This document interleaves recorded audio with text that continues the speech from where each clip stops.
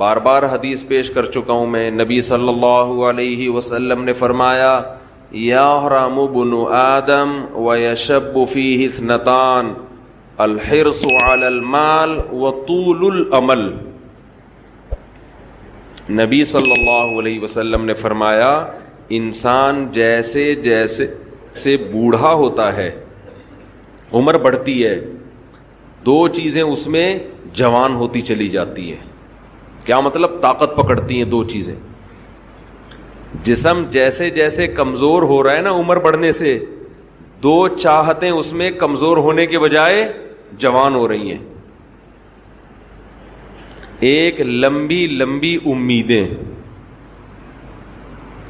دوسرا حرص, لالچ, مال کی ہوس, یہ کم ہونے کے بجائے بولو بڑھتی ہے. پہلی بات تو یہ سمجھ لیں کہ نبی نے یہ نہیں فرمایا کہ انسان جیسے جیسے بوڑھا ہوتا ہے دو چیزیں پیدا ہوتی ہیں, یہ نہیں فرمایا, بلکہ فرمایا دو چیزیں, دو برائیاں جوان ہوتی ہیں. جوان وہی چیز ہوتی ہے جو پہلے پیدا ہو چکی ہو. اس حدیث کا صاف مطلب ہے کہ جوانی میں اگر ان دو چیزوں کو ختم کر دیا, برائیوں کو, تو پھر بڑھاپے میں یہ دو چیزیں جوان نہیں ہوتی. جب ہیں ہی نہیں تو جوان کہاں سے ہوں گی؟ اور اگر جوانی میں ان دو برائیوں کو آپ نے ختم نہیں کیا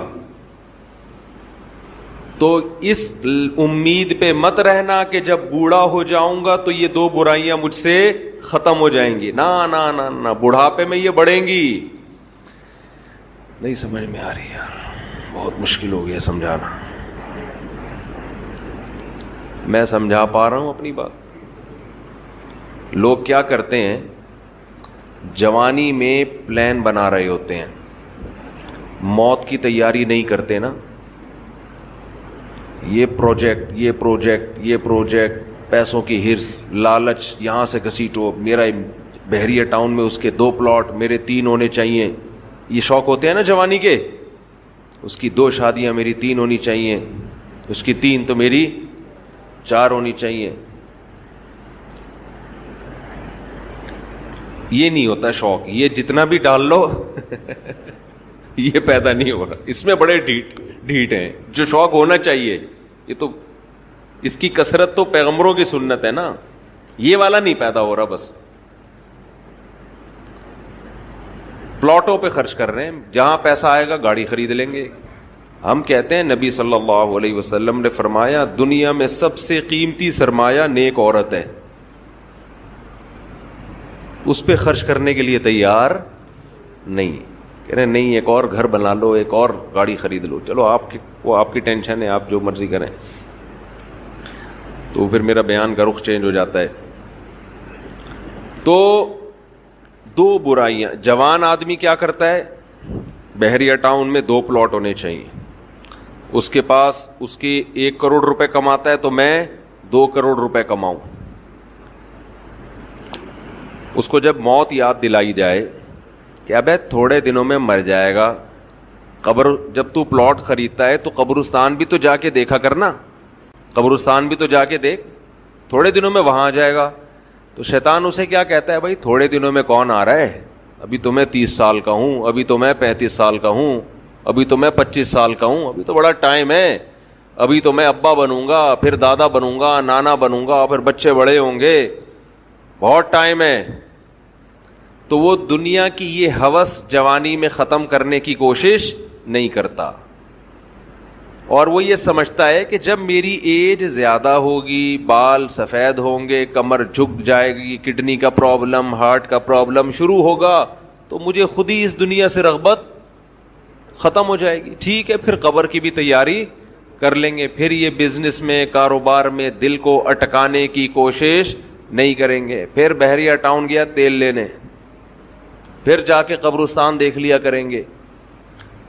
تو حدیث کا مطلب یہ ہے کہ یہ آپ کی خوش فہمی ہے, ایسا ہونے والا نہیں ہے, یہ دماغ سے نکال دو. جیسے جیسے عمر بڑھے گی نا یہ لالچ اور طول الامل، لمبی امیدیں کا کیا مطلب؟ میں بھی نہیں مروں گا،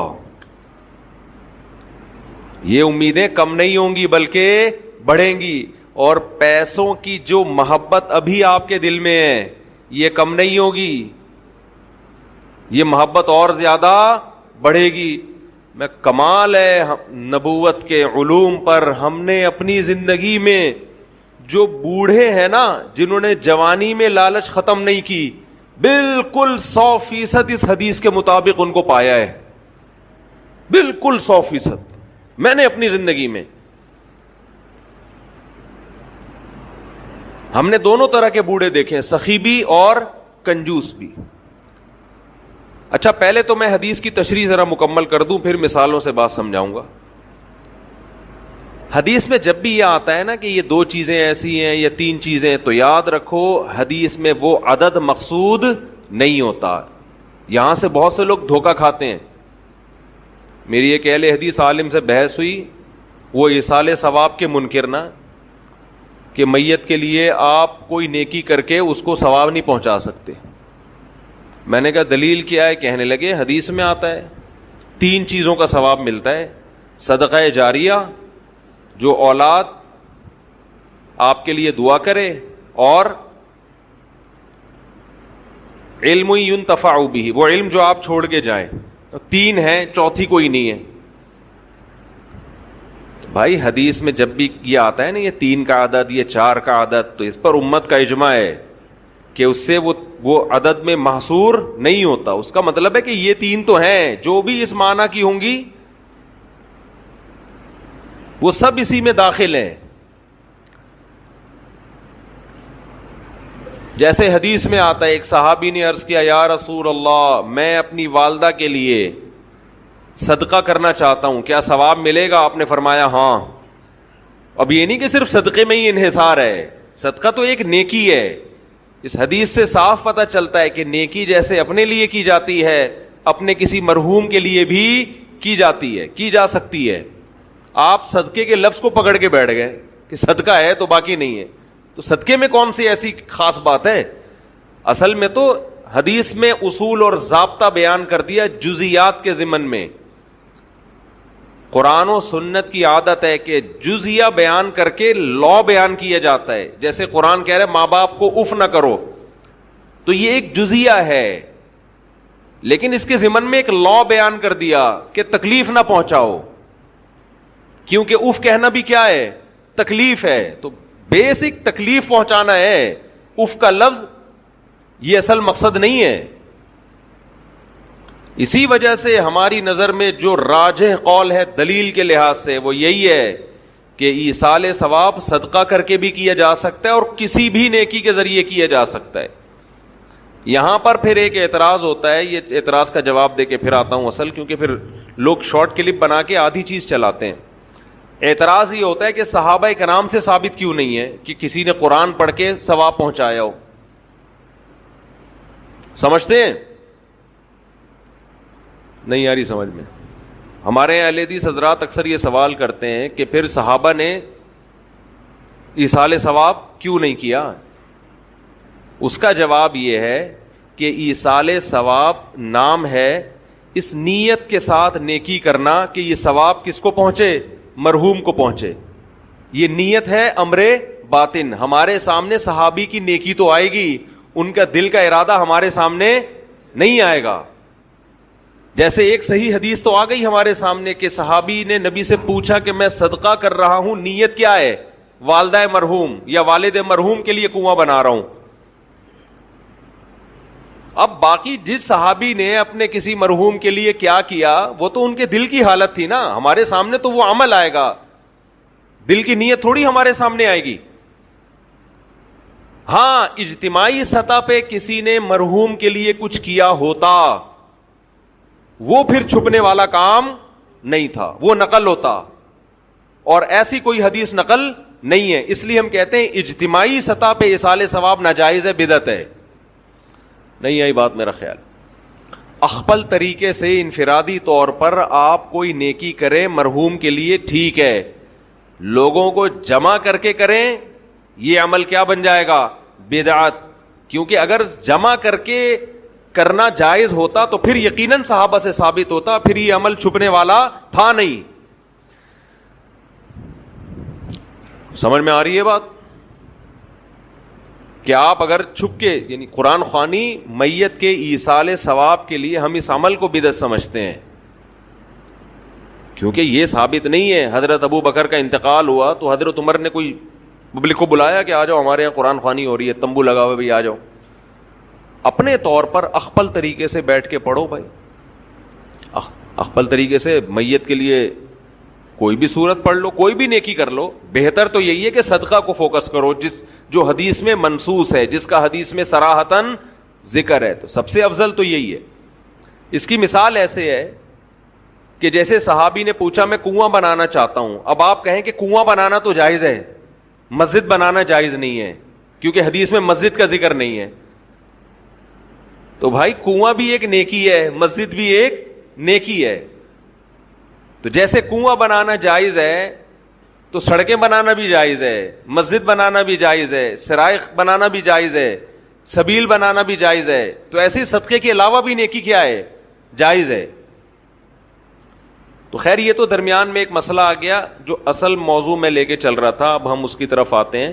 تو میں یہ عرض کر رہا تھا, یہ جو حدیث میں آتا ہے نا کہ 2 برائیاں ایسی ہیں کہ جوانی میں اگر آپ نے ان کو ختم نہیں کیا تو بڑھاپے میں وہ برائیاں کم ہونے کے بجائے بڑھتی ہیں.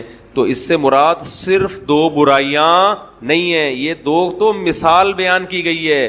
مطلب یہ کہ انسان میں جتنی خواہشات ہیں, اگر جوانی میں ان خواہشات کو ختم نہیں کیا تو بڑھاپے میں وہ خواہشات کم نہیں ہوں گی بلکہ اور زیادہ بڑھ جائیں گی. لوگ کہتے ہیں بڑھاپے میں تو انسان کمزور ہو جاتا ہے تو خواہشات بڑھیں گی کیسے؟ او بھائی, خواہش کو پورا کرنے کی طاقت ہونا الگ چیز ہے, خواہش کا جذبہ پیدا ہونا الگ چیز ہے. طاقت نہیں ہوگی. ایک آدمی کا دل چاہتا ہے میں 2 پراٹھے کھا جاؤں, لیکن 2 نوالے کھا کے پیٹ خراب ہو جاتا ہے. جذبہ تو ہے 2 پراٹھوں کا, پاور ایک پراٹھا ہضم کرنے کی بھی نہیں ہے. تو پاور ہونا الگ چیز ہے, کیونکہ پراٹھے پر جب لوگ بیان سنتے ہیں تو ان کا دل چاہتا ہے کھانے کا.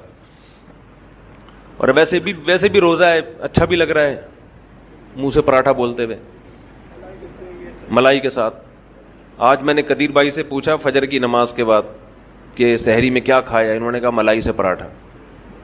میں نے کہا یار میرا دل خراب کر دیا آپ نے. دودھ کی جو بلائی ہوتی ہے نا گرم, فریج کی رکھی ہوئی نہیں, فریج والی نہیں, دودھ سے جو گرم گرم ملائی نکلتی ہے اس میں تھوڑی سی چینی ڈال دیں. ڈاکٹر منع کرتے ہیں چینی نہ ڈالیں, آپ ڈال دیں, صحیح ہے نا. بہت زیادہ ڈاکٹروں کو فری کرانے کی ضرورت نہیں ہے. بس ایک چیز کا خیال کیا کرو کہ اتنا مت کھاؤ کہ وزن بڑھنا شروع ہو جائے. بس جب وزن بڑھ رہا ہے تو اس کا مطلب پھر میٹھے پہ تھوڑا کنٹرول کرو. وزن نہیں بڑھ رہا, کنٹرول میں ہے. اور کنٹرول میں صرف اس سے نہیں ہوتا کہ نہیں کھاؤ, بھائی اچھا کھاؤ, اللہ کے بندو, اللہ نے نعمتیں دی ہیں یار. خربوزے کھا رہے ہیں اس میں افطاری میں, پکوڑے چھوڑ کے. افطاری میں بھی خربوزے ہی سے افطار کرنا ہے. افطاری میں تو آدمی کا سموسے پکوڑوں پہ دل کرتا ہے کہ پھوڑ دے اس کو بیٹھ, مزہ ہی اسی کا ہے. تو اتنا زیادہ بھی نہ مسلط کرو. ہاں تھوڑا اچھا کھاؤ لیکن کم کھاؤ, بہت زیادہ نہ پھوڑو. تو انہوں نے میرا دل وہ کر دیا آج صبح نا ملائی کا تذکرہ کر کے. تو میں نے ان سے بولا کہ کل 4:30 بجے ملائی پراٹھے کے ساتھ پہنچا دیں ہمارے. تو یہ کہہ رہے تھے کل 4:30 بجے انشاءاللہ. صبح سحری میں آپ ملائی کھائیں, مزہ نہ آئے ویسے اپنا ہی مزہ ہے. کریم نہ کھائیں, یہ جو بازاری ہے ڈبے کی کریم نہ کھائیں. اور جو وائٹ کڑھائی بناتے ہیں نا گوشت میں, اس میں بھی کریم نہ ڈلوایا کرو, زہر ہے. لوگ کیا کر رہے ہیں, ہوٹلوں میں جا کے کڑھائی بنواتے ہیں, اس کڑھائی میں کیا ڈالی جا رہی ہے آج کل, کریم. وہ کریم کی میں کبھی ترغیب نہیں دے رہا, وہ بہت نقصان دہ ہے.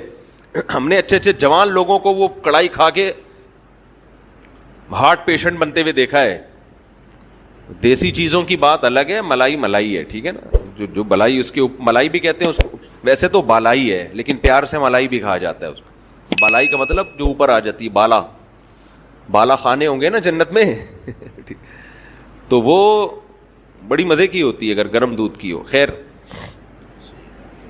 اچھا یہ میں اعلان کرتا ہوں. تو پتہ نہیں کیا ملائی کہاں سے آ گئی یار.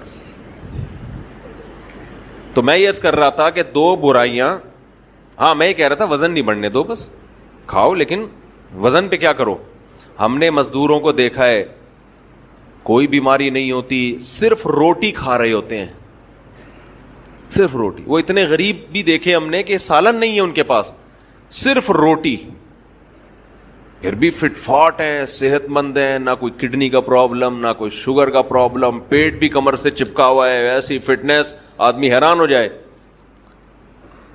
تو محنت کرے نا انسان، چلے پھرے خوش رہے، تو یہ زیادہ سب سے اچھا صحت بنانے کا یہ نسخہ. اور خوش رہنے کے لیے ضروری ہے کہ دنیا کی محبت ختم کرے.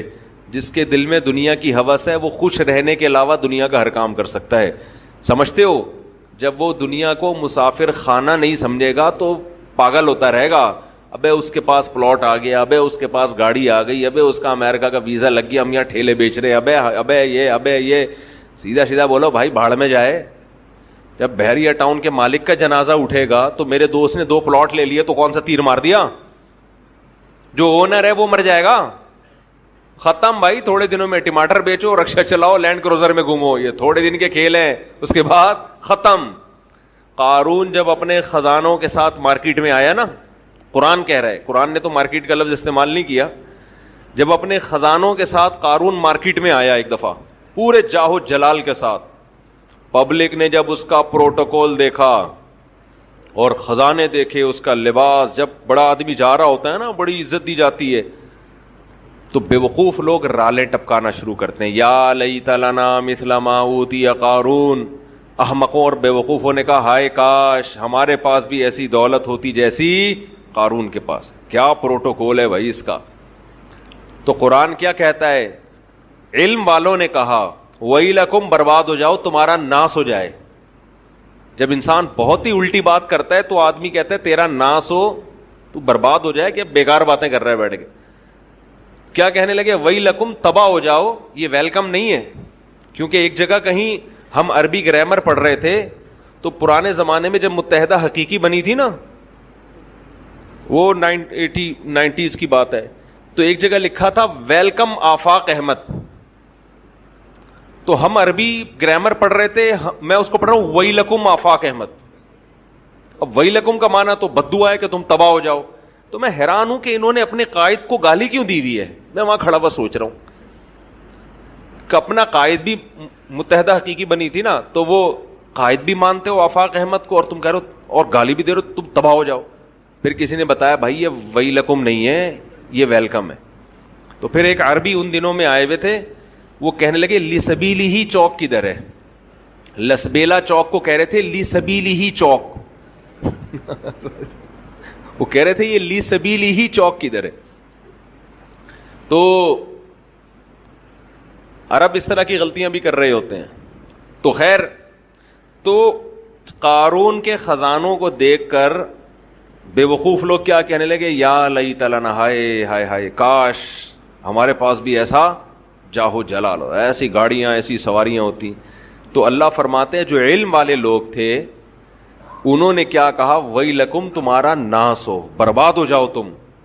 کیسی باتیں کر رہے ہو بے وقوفوں والی. ثواب اللہ خیرون، اللہ جو نیک عمل پہ بدلہ دے گا وہ اس سے کئی گنا بہتر ہے. تو کبھی تمہاری رالیں کسی نیک عمل کو دیکھ کے تو ٹپکی نہیں ہے کہ وہ روزے رکھ رہا ہے، وہ صدقہ کر رہا ہے تو رال ٹپکے یار کتنا کما رہا ہے. یہ ٹپک کس پہ رالیں رہی ہیں؟ جو عیاشی کر رہا ہے. تو یہ عیاشی تو تھوڑے دنوں میں ختم ہونے والی ہے. اور قارون اب مارکیٹ سے شارٹ ہو گیا کہ نہیں ہو گیا؟ کہاں گیا اس کا جاہو جلال؟ تو قبر بھی نہیں ملتی، قبر بھی نہیں ہے، زمین میں دھسا دیا اللہ نے، ایسا دھسایا حدیث میں آتا ہے قیامت تک دھستا ہی رہے گا. موسیٰ علیہ السلام نے اسے کہا زکوٰۃ دے، اللہ نے تجھ پر احسان کیا ہے، تو جیسے اللہ نے تجھے دولت دے کے احسان کیا تو اللہ کی مخلوق پہ احسان کر، تو بھی مخلوق پہ خوب خرچ کر. تو کہنے لگا یہ میرا کمال ہے جو میں نے پیسہ کمایا ہے. مائنڈ میرا کیا تھا؟ آج بعض مالدار لوگ کہہ رہے ہیں نا میرا مائنڈ میری لک ہے اور میری، او بھائی آپ کا کچھ نہیں ہے. جس کے لیے اللہ رزق کے دروازے کھولنا چاہے کھول دیتا ہے. ہم نے بڑے بڑے فنٹر دیکھے ہیں, وہ بیچارے ٹماٹر ہی بیچتے رہتے ہیں ساری زندگی, حالانکہ مائنڈ ان کا بہت ہوتا ہے. اور بڑے بڑے بے وقوف لوگ دیکھیں جن کے پاس نوٹ گننے کی فرصت نہیں ہے. تبھی امام شافعی نے کہا ہے نا, ایک شعر امام شافعی کی طرف منسوب ہے واللہ عالم, کہ اگر عقل کی بیس پر لوگوں کے پاس پیسہ آتا تو غریب تو بیچارے بھوکے مر جاتے. نہیں سوری, بے وقوف بیچارے بھوکے مر جاتے اگر عقل کی بیس پہ پیسہ ملتا. تو میں اکثر اس پہ ایک واقعہ بھی سناتا ہوں, میں جلدی سنا کے آگے چلتے ہیں. ایک مالدار آدمی, ہمارے حضرت یہ واقعہ سنائے کرتے تھے پرانے زمانے کا, ایک بہت مالدار آدمی تھا, غریب تھا, سوری ایک بڑا عقل مند آدمی تھا, غریب, مجھے بھی روزہ لگ رہا ہے آج نا. ایک بڑا عقل مند آدمی تھا مگر تھا کیا, غریب. اکثر ایسا ہی ہوتا ہے, عقل مندوں کے پاس پیسہ نہیں ہوتا, لیکن یہ قاعدہ کلیہ نہیں ہے. مالدار بولیں گے مفتی صاحب ہمیں بیوقوف کہہ رہے ہیں. تو اس نے دیکھا کہ ایک آدمی بڑا مالدار تجارت کا سامان لے کے جا رہا ہے, بیوقوف اتنا ہے کہ اونٹ کے ایک طرف چاول کی یا جو بھی امپورٹ کر رہا ہوگا جو بھی چیز, اس کی بوریاں لادی ہوئی ہیں, اور بیلنس برابر کرنے کے لیے اونٹ کے دوسرے طرف ریت کے بورے رکھے ہوئے ہیں تاکہ بیلنس کیا ہو جائے. 10 بوریاں چاول کی یہاں ہیں تو وزن برابر کرنے کے لیے 10 بوریاں ریت کی ادھر.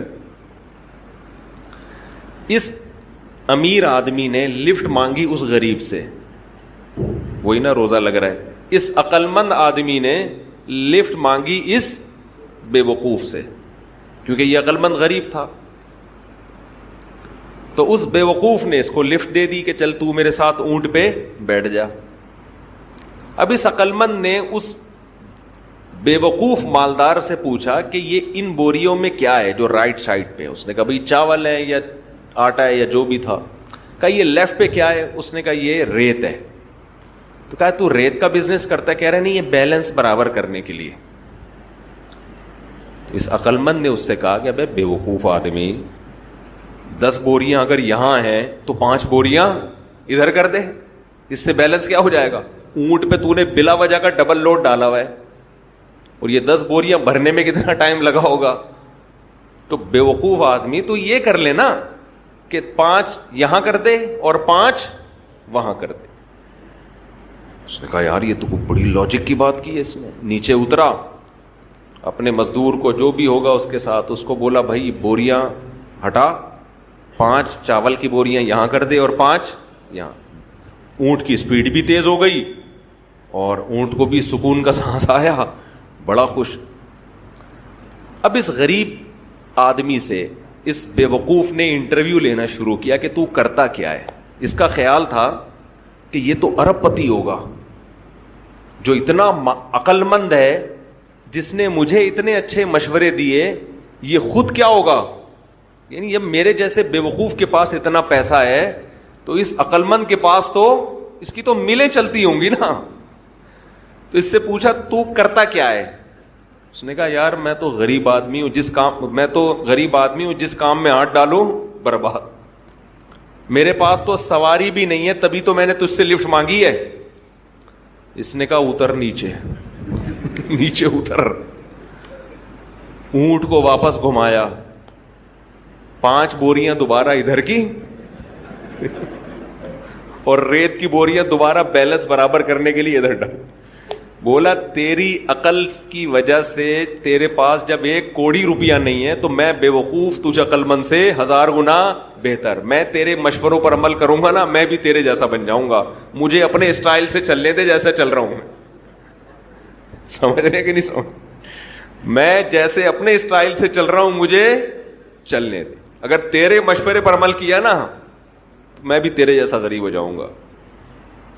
لو کان بالحیل الغنا لوجدتنی بنجوم اقطار السماء تعلقی. امام شافعی کا غالباً شعر ہے یہ کہ اگر تم دیکھتے محنت سے پیسہ ملتا تو میں پیسے کی تلاش میں آسمان کے ستاروں تک پہنچ جاتا. ہم نے دیکھا ہے بعض لوگوں کا ایک شوق ہوتا ہے, شوقیہ کچھ چیزیں پالتے ہیں, رکھتے ہیں, وہ شوق ان کا بزنس بن کے ان کو کروڑ پتی بنا دیتا ہے, حالانکہ انہوں نے سوچا بھی نہیں ہوتا کہ اس شوق سے ہمیں کیا ملے گا, پیسہ. اگر وہ پلاننگ کر کے کرتے تو کچھ بھی نہیں آتا ہاتھ میں. اس کا مطلب یہ نہیں کہ آپ محنت نہ کریں. پہلے ہی ہمارے یہاں پوستی پن چل رہا ہے, اٹھتے نہیں ہیں, 12-1 بجے اٹھتے ہیں, ایک دکان پہ نہیں بیٹھتے. محنت تو کرنی ہے لیکن ملے گا اتنا جتنا اللہ نے مقدر کیا ہے. تو میں وہ عرض کر رہا تھا کہ نبی صلی اللہ علیہ وسلم نے جو مثال دی ہے نا کہ 2 چیزیں جوان ہوتی ہیں, تو وہ 2 برائیوں سے مراد صرف 2 نہیں ہیں, بلکہ جو بھی بری خواہشات ہیں بڑھاپے میں کم ہونے کے بجائے بڑھتی. اسی طرح اچھی خواہشات اگر جوانی میں اچھی عادتیں ہیں تو بڑھاپے میں وہ اچھی عادتیں کم ہونے کے بجائے جوان ہوتی. اگر آپ کو جوانی میں اللہ سے محبت ہے, بڑھاپے میں یہ محبت اور زیادہ بڑھ جائے گی. جوانی میں دنیا کو مسافر خانہ سمجھتے ہو, دل نہیں لگاتے, بڑھاپے میں بالکل لفٹ کرانا چھوڑ دو. ہم نے دونوں طرح کے بوڑھے دیکھے ہیں, سخی بھی اور کنجوس بھی. جو سخی ہوتے ہیں وہ بہت سخی ہوتے ہیں, کیونکہ وہ جوانی میں سخی ہوتے ہیں نا, تو یہ سخاوت بڑھاپے میں ان کی بہت زیادہ بولو بڑھ جاتی. پھر وہ جاگیروں سے دل لگانا بالکل چھوڑ دیتے ہیں, بالکل چھوڑ دیتے ہیں. اور جو کنجوس ہوتے ہیں نا جوانی میں, بڑھاپے میں اللہ کی پناہ آدمی کانوں کو ہاتھ لگا, نوٹ نظر نہیں آ رہے ہوتے, ایسے ایسے گن رہے ہوتے ہیں بیٹھ کے. یہ میں نے اپنی آنکھوں سے دیکھا ہے, نظر نہیں آ رہا نوٹ, دیکھ رہے ہیں یار کم تو نہیں پڑ گیا, یوں یوں یوں کر کے نا چیک کر رہے ہیں کہ اس میں اصلی ہے. ابے اب تو نقلی بھی ہے تو کیا کرنا ہے, اب تو اگر نقلی بھی ہے تو اپنے دانت نہیں ہے کھانے کے لیے, پیٹ میں آنت نہیں ہے کھانے کے لیے, چبانے کے لیے دانت نہیں, کھانے کے لیے آنت نہیں, تو اصلی نقلی کا رہ کیا گیا. شوگر کے آپ مریض ہیں, مٹھائی آپ نہیں کھا سکتے. اب تو آپ کو بچے پال رہے ہیں, اللہ اللہ کرو, مصلے پہ ٹائم گزارو اور نکل لو پتلی گلی سے. اللہ زندگی دے سارے بوڑھوں کو, لیکن اب تو یہ سوچ ہونی چاہیے نا, نہیں جناب ایسے ایسے گر رہے ہوتے ہیں, اتنے لالچ, اتنی ہوس, اور ایسا پراپرٹی میں دل لگائیں گے, ادھر پلاٹ. ایک بوڑھے کا فون آیا میرے پاس, کی غیبت اس لیے نہیں, کسی کو کیا پتا کس کی بات کر رہا ہوں, میرا خیال ہے 85 سال تو ان کی عمر ہوگی, اور 10 قسم کی بیماریاں. کہنے لگے, رو رہے تھے, میرے بیٹے کا کاروبار کا نقصان ہو گیا, گھر میں بڑے مسائل آ رہے ہیں, رزق کی تنگی ہے, میں بہت ٹینشن میں ہوں. میرا دل مجھے ترس آیا, میں ان کا مذاق نہیں اڑا رہا, مجھے ترس آیا. میں ان سے کہوں کہ حضرت آپ کی کیا رزق کی تنگی, آپ کی زندگی گزر چکی ہے, آپ نے ویسے ہی 2 پاپے صبح چائے میں ڈال کے کھانے ہیں بھائی, دوپہر تو دھونے والے کھچڑی کے کھانے, زندگی گزر گئی. اب ان چیزوں میں کیا رکھا ہے؟ جو بیٹا جس کا کاروبار ڈوب گیا اس کو اتنی ٹینشن نہیں ہو رہی, جس نے آگے زندگی گزارنی ہے ابا کو اس سے زیادہ ٹینشن ہو رہی. لیکن ہم نے نیک بوڑھے بھی دیکھے ہیں, نیک بوڑھے بھی دیکھے. ہمارے نانا, اللہ تعالیٰ مغفرت فرمائے, نانا نانی دونوں, میرے نانا کی بھی 99 سال ماشاءاللہ عمر تھی, نانی نے بھی بڑی عمر پائی ہے. جب بھی ہم ان کے پاس جاتے تھے نا تو وہ شاعری شروع کر دیتے تھے, قبر کی آخرت کی, ٹھیک ہے, گھر جسے سمجھے ہو وہ تم گھر نہیں. مجھے پورا شعر یاد نہیں ہے ان کا, یعنی بار بار کہتے تھے بیٹا جس کو تم گھر سمجھ رہے ہو یہ گھر نہیں ہے, گھر اصل کیا ہے, قبرستان. اور سخاوت ایسی, کھلا رہے ہیں کھلا رہے ہیں کھلا رہے ہیں, ہر وقت کچن میں کھانا بنتا رہتا تھا. مسجد کے امام بھی تھے ہمارے نانا, تو جو گلی محلے میں جا رہا ہے نا اس کو بلایا, ادھر آ بیٹھ. گھر والوں کو ٹینشن دی ہوئی تھی, کھانا لے کر آؤ اس کے لیے. تو گھر والے بھی تنگ آ گئے تھے. تنگ آنے کا مطلب ظاہر ہے بار بار کھانا گھر میں پکتا رہے, لیکن سخاوت تو تھی نا. تو ایسے بھی دیکھے ہیں کہ بھائی یہ گھر ور کچھ ان کو کوئی دلچسپی نہیں ہوتی پلاٹوں میں, جائیدادوں میں, تو یہ جوانی میں ختم کر لیا تو ہو جائے گا. تو میں جلدی سے بیان کو سمیٹتا ہوں. میں یہ عرض کر رہا تھا, دیکھو میرے بھائی, اگر اللہ نے آپ میں کوئی اچھی بات رکھی ہے, کسی نیکی کی توفیق دی ہے, تو اس کا بھی استحضار کرنا چاہیے. استحضار کا مطلب اس کے بارے میں ہمیں سوچنا چاہیے, اس کی ہم قدر کریں, اس پہ اللہ کا شکر ادا کریں. یہ نہ دیکھیں سب روزے رکھنے تو ہم نے رکھ لیا تو کیا ہو گیا, بھائی سب کا نہیں پتا, ہم تو نالائق ہیں یار, سب تو بہت نیک ہیں, وہ تو رکھ سکتے ہیں, ہم جیسے نالائق کو اللہ نے توفیق. میرا جو اللہ سے معاملہ ہے مجھے کیا پتا آپ کا کیا معاملہ ہے, میں تو اپنا معاملہ دیکھوں گا. تو ہمارے نبی اپنے آپ کو موٹیویٹ کیسے کرتے تھے؟ ذهب الظما, پیاس چلی گئی, وابتلت العروق, رگیں تر ہو گئیں, وثبت الاجر ان شاء اللہ, اور اللہ نے چاہا تو اجر ہمارے اعمال میں لکھ دیا گیا, اجر لکھ دیا گیا ہے. تو اس سے انسان کو اگلے دن دوبارہ روزہ رکھنے کا حوصلہ ملتا ہے. اور گناہ میں الٹا, تھوڑی دیر کی لذت, یہاں سے بات شروع ہوئی تھی کہ جوانی میں بھی یہ لذتیں اگر آپ نے کنٹرول نہیں کیا نا تو بڑھاپے میں یہ لذتیں بڑھیں گی, مگر گناہ کرنے کی طاقت کیا ہو جائے گی؟ ختم. تو حسرت, افسوس, ٹینشن والی زندگی. تو اس لیے جوانی میں اپنے آپ کو نیکی کا عادی بنا لو, اس سے بڑھاپا بڑا خاندانی گزرے گا.